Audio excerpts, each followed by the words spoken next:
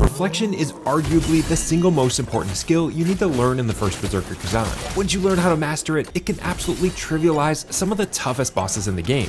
So let me break down 5 tips you need to know to start dominating the game using Reflection. Now, in order to start using Reflection, you really need to understand what it is and how it works. Reflection is a skill in the common skill tree and is basically Khazan's version of the parry. What makes it so powerful is that a successful reflection will shred through the enemy's fortitude bar, leaving them exhausted and open to a brutal attack.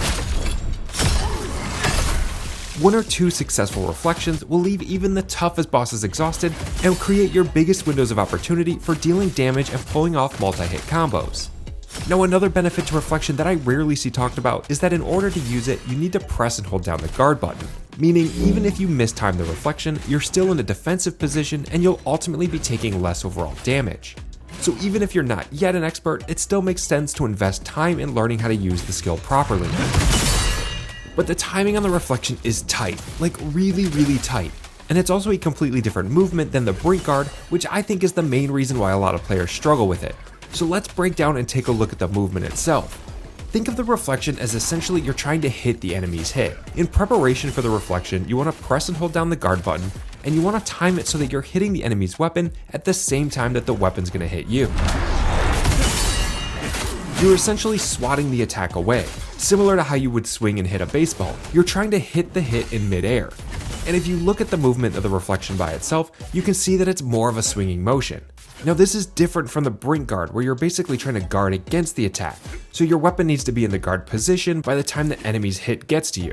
Now, personally, I think the biggest tip for getting good at Reflection is knowing when to use it. Not all moves can be reflected, and some are much easier to time than others. I prefer to use Reflection once I've faced a boss a couple times and am familiar with at least 1 or 2 of their moves and am pretty confident with the timing. There's also a few other regular moves that enemies do that are a bit easier to reflect. For example, any move with a long swing or a windup. These you can usually see coming in advance because of that longer swing motion. Once again, press and hold the guard button in preparation for the attack, and when you start to see the swing of the enemy going forward, that's when you want to use Reflection. Once again, you're trying to match their swing with your swing and connect at exactly the same time. It also works really well whenever an enemy has a jump move or any sort of move where they launch at you midair. Once again, the movement here is similar to swinging a baseball bat. Time it so that you're connecting with the hit at the exact moment the hit is going to get you.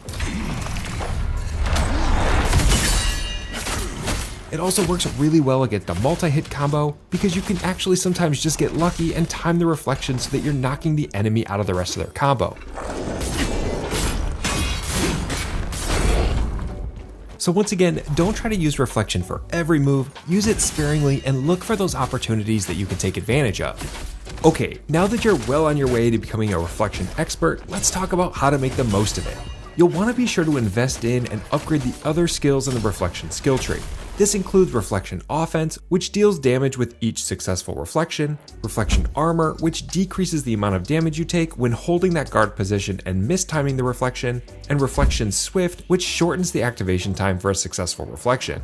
Later in the game, you'll also gain access to the Reflection Expert skill, which decreases the timing window for a successful reflection, so if you're still struggling to get the timing down, know that there is a skill you can acquire later on that can help. And in New Game Plus, the Reflection Swift and the Reflection Expert skill also have an additional level, making the activation of the reflection even quicker and the parry timing bigger.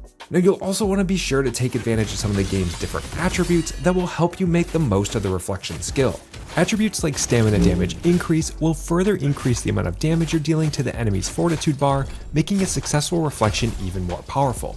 And brutal attack damage increase is going to increase the amount of damage you deal with each brutal attack.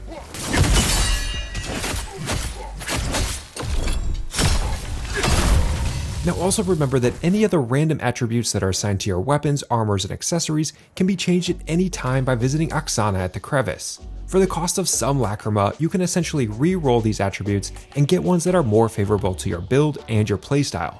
I would definitely recommend that you do this once you have an armor set and weapon you really like to ensure that you're making the absolute most out of every piece of gear you have equipped. And there you have it, those are my top tips for how to dominate the game using Reflection. If you learned something new or found this video helpful, leaving a like or a comment to let me know is always appreciated. Or if you have a tip or something that helped you get better at using reflection, be sure to let me know that as well. As always, thanks for watching, and I'll see you on the next one.